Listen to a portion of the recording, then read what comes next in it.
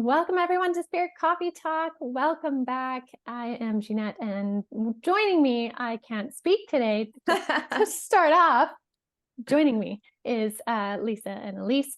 We are some of the mediums at Avalon Spirit, and today we are continuing on with our series of Get to Know Your Host, and today is all about Lisa. So we're going to dive into some fun things about Lisa and get to know her a little bit better. Yeah, and I don't know any of it. This is all new to me, just so everyone knows that I have had zero time to prepare for whatever is coming my way today. So that's a fun little nugget. That's what I've makes already it perfect. I've already started. Lisa did the fast fire questions for me, so I've started a list of fast fire questions. I don't know if you have any, Ginette. Same. I totally do. But we'll do that at the end. Okay, I'll stop. So there's not like 27 of them. That was so hard for my nervous system. I'm like, sorry. Fine, but afterwards I was like, Isn't it funny? But really, all you're doing is talking about you. Like you're just I know, it's reflecting funny. on you. It's funny. It's funny. Anyhow. Okay, Lisa, we're gonna start with a big one here. Okay, like a good big one.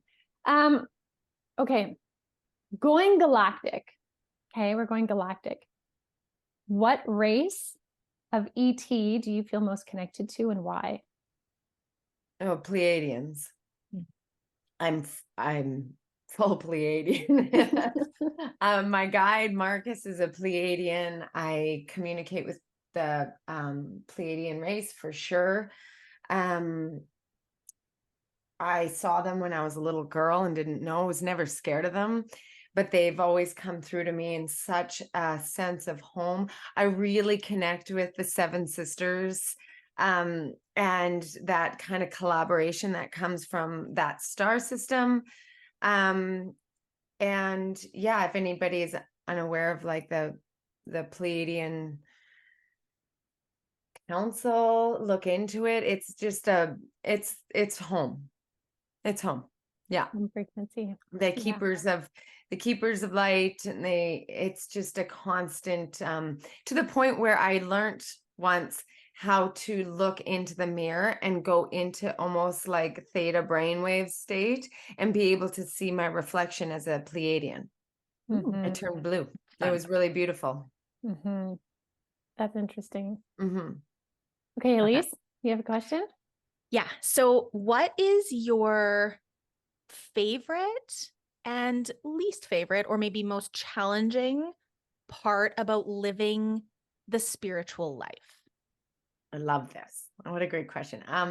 Okay, so my favorite part is the fact that the work that I do when I share it with others specifically is so incredibly rewarding for me. And I feel like after I'm finished a reading, or even when I'm like working with my kids and I can feel like a channel that has come through, I feel so incredibly grateful that I get to experience this, that I get to be this kind of vessel to be able to bring through this energy and light for people. And then I'll like leave a meeting and I'll be like, holy shit, that was amazing. I can't believe that all came through. Like, wow, thank you. Because on a continual basis, the energy of that upgrading, kind of that higher frequency that we work with when we're doing our readings, to be able to share with other people, is my like number one favorite thing. We lost Ginette. Yeah, she's gone. She gone. All right. Well, anyhoozle, continuing on. Okay. Oh, sorry what about that. happened? Well, husband happened. Oh, Hi, Trevor. He's like, can I come in? What are you doing? I'm like, recording. Well, we just roll with it. That's all right. Yeah. And I'd say my most challenging aspect that I'm getting better at for sure is the come down from the fifth dimensional or sixth or seventh, and whichever, like when I'm in a full channel from with a like, ninth dimensional frequency being, and then trying to come back and squeeze back into third dimensional frequency earth. Like when I have to go back and actually go upstairs and do some like human stuff, it can be really challenging, both like mentally and physically. And so allowing myself the time to be able to recalibrate my energy after like moving and shifting frequencies so much has been a challenging thing for me for sure, because I'm not someone who'll be like, okay, I have to go sit in the bath for an hour to be able to recalibrate. I'm like, no, I have to go pick up from gymnastics and then I have to make dinner and blah, blah, blah, blah, blah. And so reclaiming my energy and being able to choose me to be able to go sit in the bath and like learn how to recalibrate my energy has been my biggest challenge, no question. Paired with experiencing such high frequencies and then being expected to live out like a 3D human existence too. And being like, I know what the feeling is over there. And for me to just like carry on, like this is normal, like it's just like a normal 3D human experience like that. For me to almost like compartmentalize the worlds and know that I am human and I have to do this human stuff can be challenging, because I know how good it feels to be and like resonate in different timelines and frequencies. So like being able to calibrate and like integrate all of it can be challenging for sure. Do you guys find that? Oh, 100%. 100%. Yeah. It's gotten easier, but the more that you learn, then there's just like another aspect of that, right? Totally. Okay. What was a defining moment when you realized you were a part of something more, like you were connected into spirit or the universe was something more? Like, do you remember a defining moment? It may not be the first one, but one of them.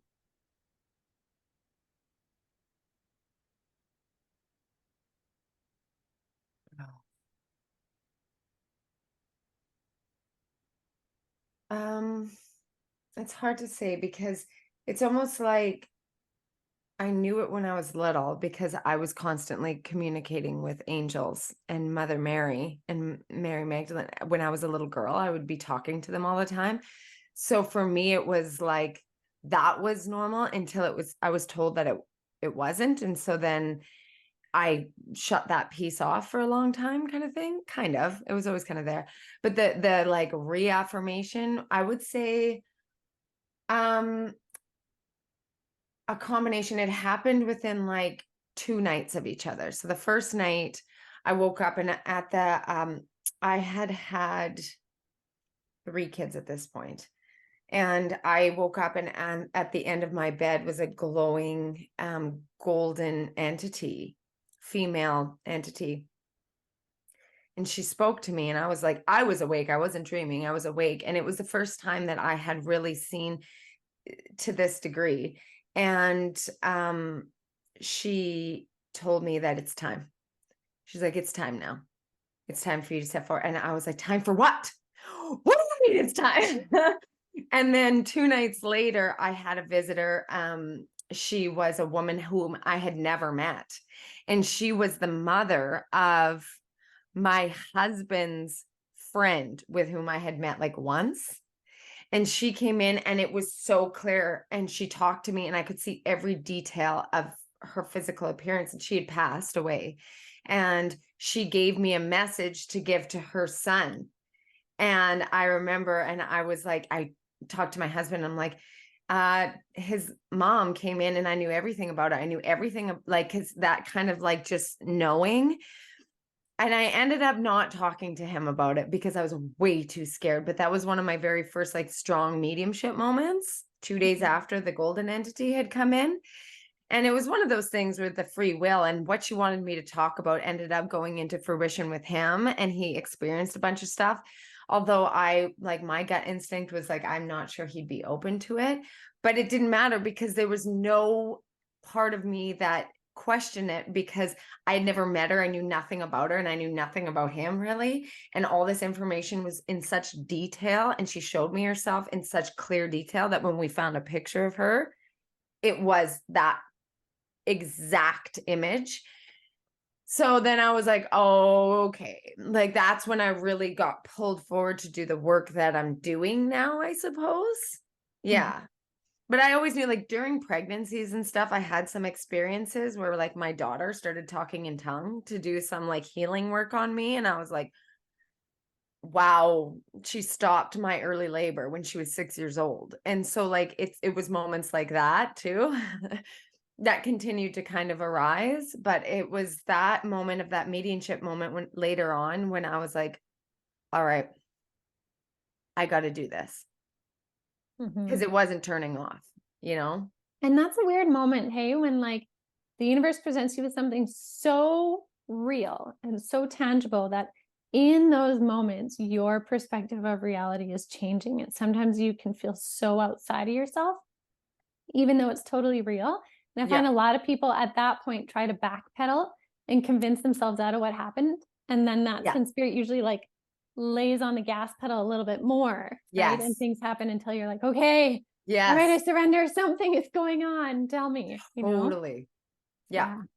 I feel like that speaks to too, that what you were saying about bouncing back and forth between that 3D, 5D early on in our kind of opening phase, that can feel really discombobulating and like hard for the human brain to handle. Yeah, because you talk yourself out of it all the time. And then the whole imposter syndrome and the whole like, I'm actually crazy, I don't even believe myself. And then I'm giving people this information.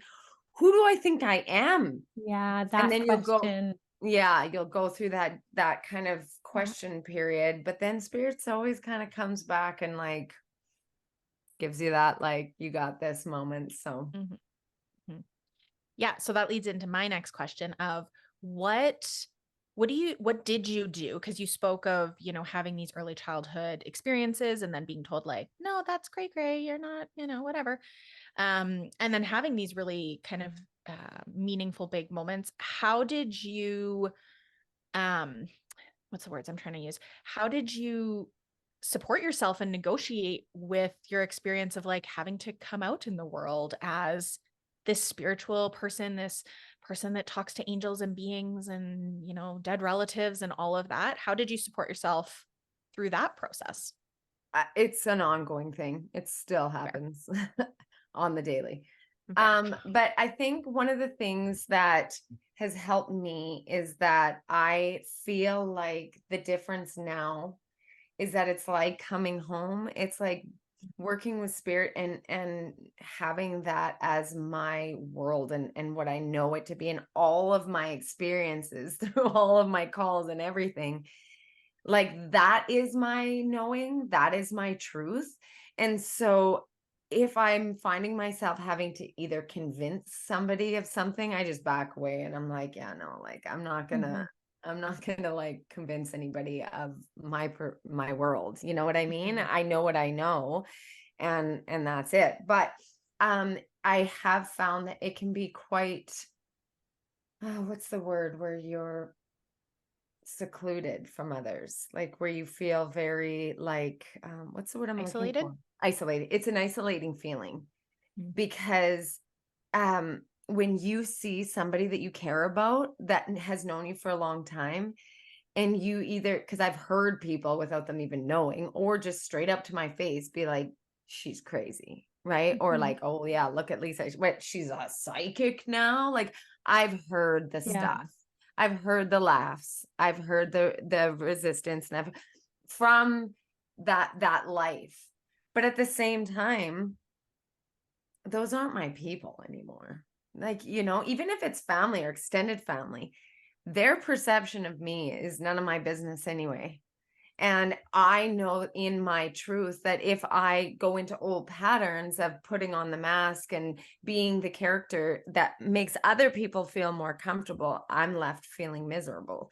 And so this is such a like a home for me, that the people that are in that realm and in my circle know me for who I am. And if they don't like that, then that really has nothing to do with me anyway, right? It can be tough. Like I moved to a new city, and I mean, I don't have friends.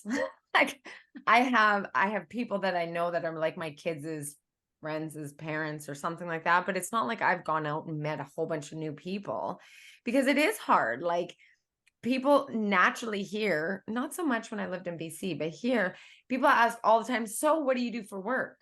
Isn't that the best question? And I can, like, I used to play it simple, really simple, and just be like, oh, I'm a life coach, because there's an aspect of that that's very true, right?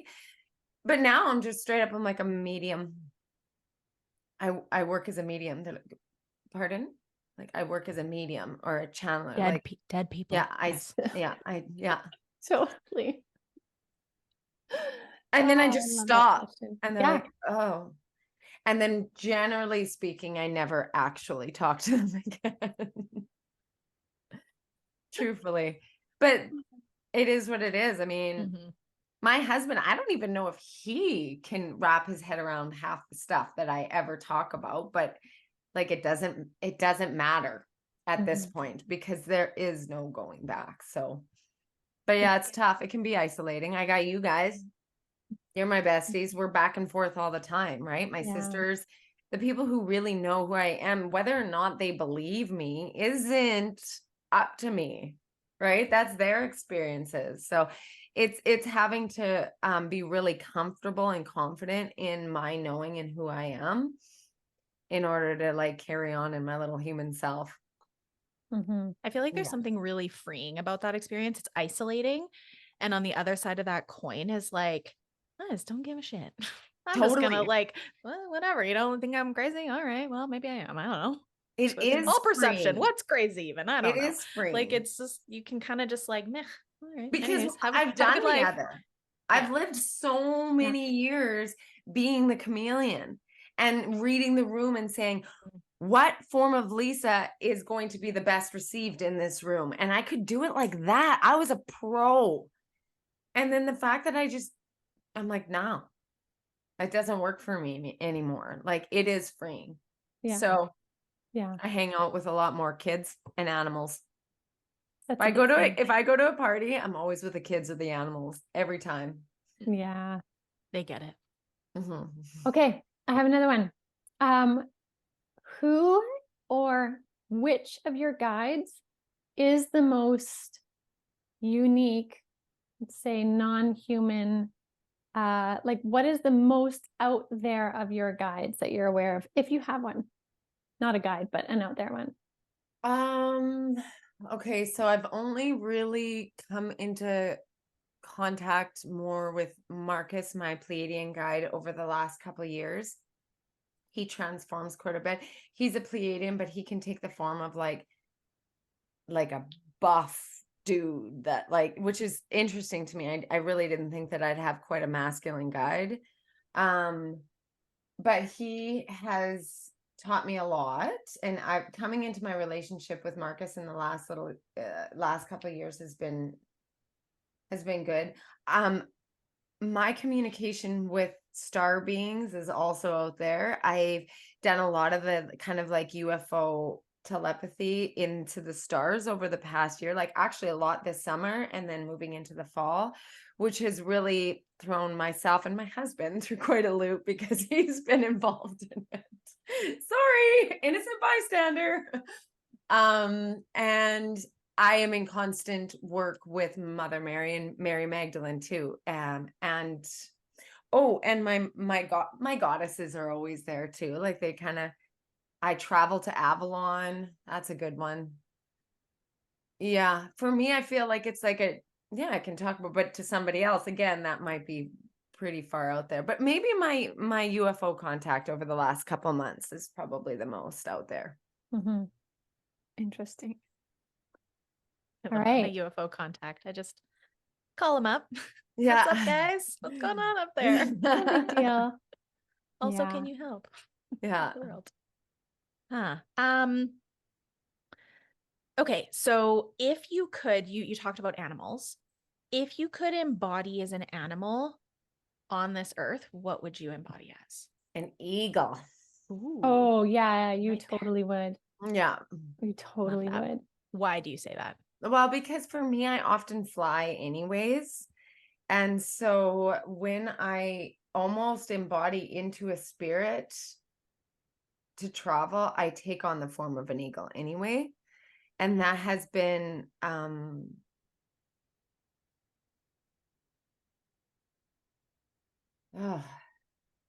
it's been really powerful for me to look at perception and yeah, the eagle energy is very, very strong with me, and actually even like connecting into the eagle spirit. It's funny that you asked that, but yeah, I've been doing that like quite a bit in the last like 4 days. Has been embodying the spirit of an eagle and traveling through flight. Interesting. Yeah. They're such messengers for me too. So whenever the eagle comes out, I tend to like either follow it or embody and almost like piggyback it, or dragon. But that's kind of the same energy for me. It's just different timelines. Yeah, right. Different dimensional reality. Yeah. Yeah. Yeah. Okay, I have one other one. Do you believe that people can actually levitate? Do you believe that the ability to teleport, levitate, or bilocate, meaning disappear from one room and then rematerialize somewhere else, or be in two places at once, is possible? Yeah, I do. Yeah. Yeah.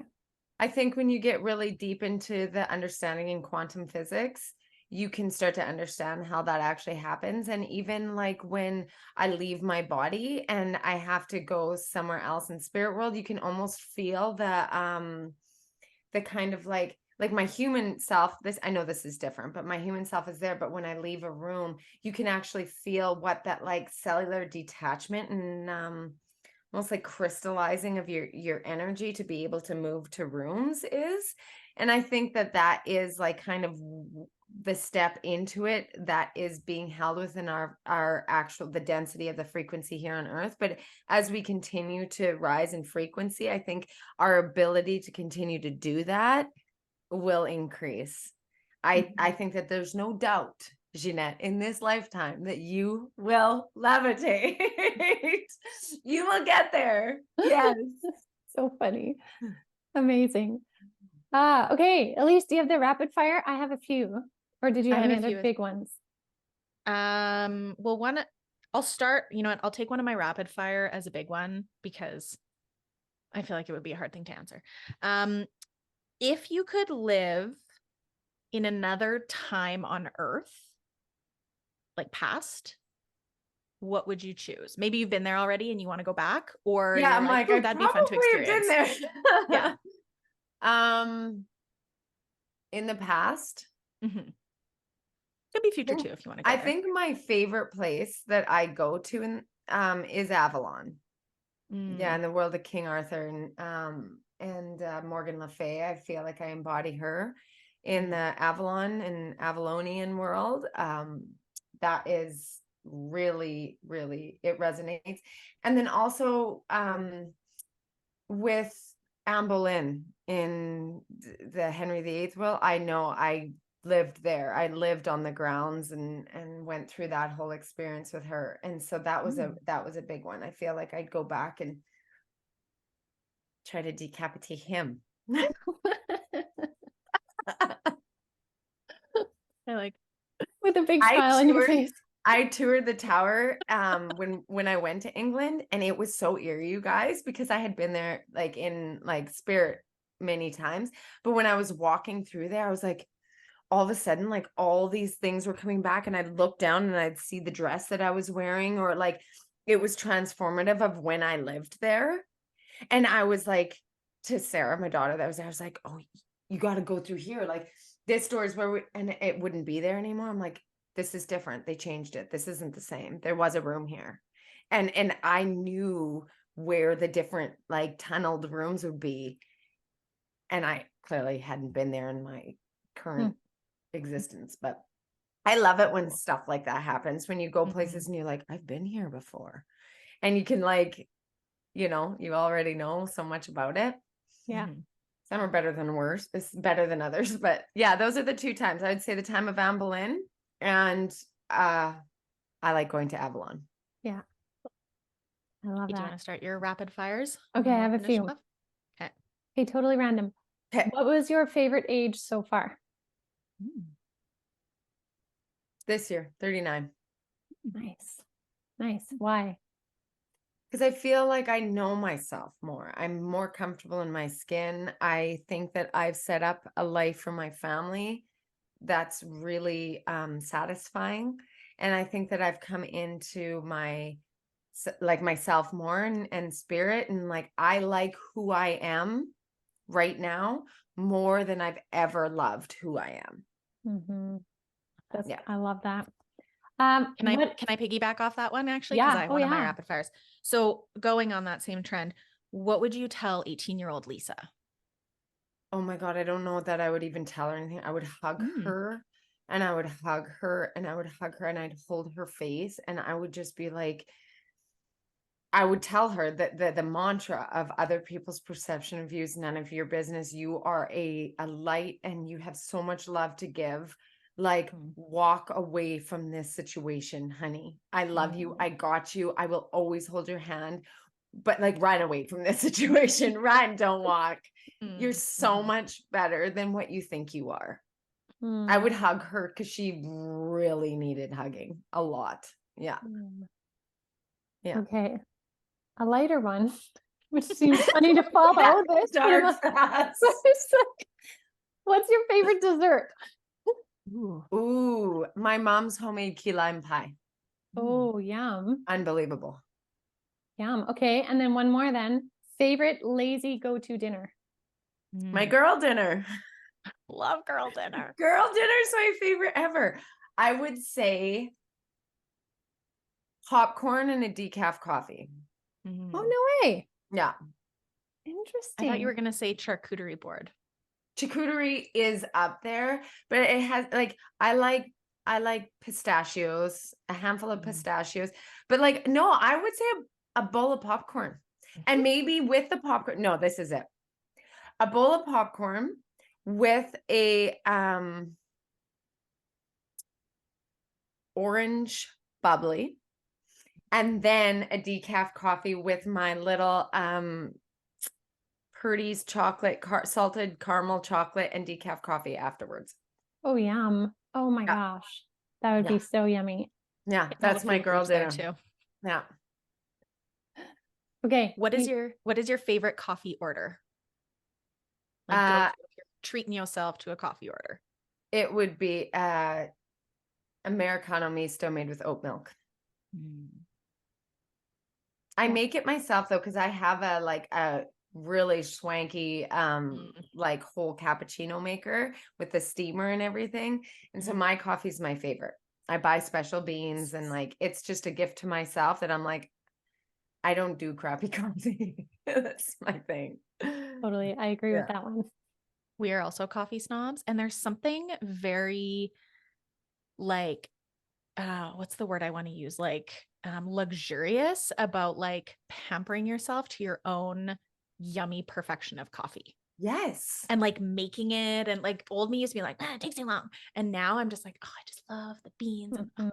It's like sacred. And even I find myself doing this when I pour it in the cup and it's like perfect and ready. And especially if there's a bit of like almond milk in there and it's getting creamy looking, I'm like, I'm so grateful for this. As I like whirl it around, I catch myself doing that, creating this sacred moment with my coffee. And then when I grab it, I do this. Totally. And I smell it and I'm just like, oh, I'm so worth it. Oh, I love that. That's good. Amazing. Okay, I have another one. What is your hidden talent? Ooh. What is a hidden talent we don't know about? I talk to dead people. Everyone knows that, Lisa. I know about that one. But that's usually my party trick that I'll bring out. True. Hidden talent. I don't know, you guys. Okay, I totally do for you. You are, when you were younger, you were like a freakishly amazing track star. That's right. I'm faster. I'm a faster runner than people would ever think. I can run very, very, very fast. Still to this day, even after 4 babies, I might not be able to do it all the time, but one race, I'm way faster than my husband. I want to race you one day because I'm not fast. I can run, but I'm not fast. And I would love to see how fast you are. Like I would love to understand it. Yeah. And, I would love to just visually see that. I can run freakishly fast. And I can whistle very, very loud like this too. Oh. I have a call for my children when I go outside. It's like so loud that they can hear it and come. That's I that's a totally cool whistle challenge for my also. kids too. Like, I don't want to yell. I don't want to blow out my voice. So I whistle and they know to come. Totally. Yeah. That's funny. Yeah. Okay. Favorite artist or song? Like both. musical artist? Yeah. I would say Conan Gray, Harry Styles, and Taylor Swift. Mm. Good choices. And Alanis Morissette. Ooh. Yeah. I love I her. I saw a video of her come out and sing with Pink recently. And Pink was at like some festival or something. She was incredible. Yeah, like, she's unreal. because I don't think she really like performs as much anymore, but she just like, it was incredible. Yeah, she's a really cool human too. Mm-hmm. Yeah. Mm-hmm. Yeah. Do you have any more, Ginette, or are you done? No, go for it. Okay. What is your favorite meditation or mindfulness practice? I meditate to different like frequency hertz. So I'll do like 528 or 937, or like I'll find a frequency that resonates with me that day. And so that's my morning routine. I light incense and then I put on the sound frequency and then I integrate. And so I'll do that just like sitting. And then another one that I absolutely love is I wake up, like before I actually get up, I will listen to yoga nidra in the morning and do that in my like sleep wake state. And that really helps me to feel good in my body. I like yoga too, the moving meditation. Yoga is really good for me. Yeah. Love that. Okay, my last question. Paired with girl dinner, what's your go-to movie? Barbie. Barbie's Ooh. my favorite movie of all time. Barbie and The Notebook was until I saw Barbie. And they both have Ryan Gosling, and it's not necessarily because of him, but both movies are up there. If it's just my time, I will watch like my girl shows. Yeah. I love it. Yeah. Amazing. All right. Well, thank you, Lisa. That was such a Thank fun you. insight into your world. And I know everybody watching will just love the color that you brought to who you are. So that's fantastic. Thank you for the questions. I appreciate it. Yeah. All right, everyone. Thank you so much for joining us today. And we will see you all again next week. Have a good one. Bye.